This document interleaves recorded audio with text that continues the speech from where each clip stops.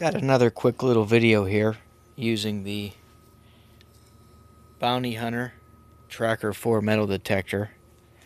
Some of the tones are unique, I'm finding out here. Let me unplug my headset. The watch, I have a watch, a gold ring, a penny, a euro, and a silver Kennedy half from 1964. See if we can get the sounds on the camera here. The watch. Now this is using the setting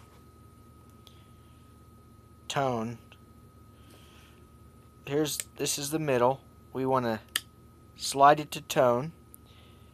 I'm using discrepancy right about the middle, 12 o'clock. Sensitivity, I'm at about 1, 2 o'clock. The watch. The silver half.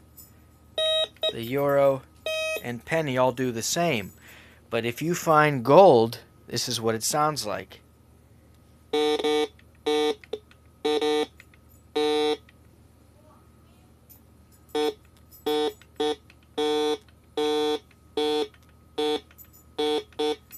Clearly a different tone, so if you hear that, get excited.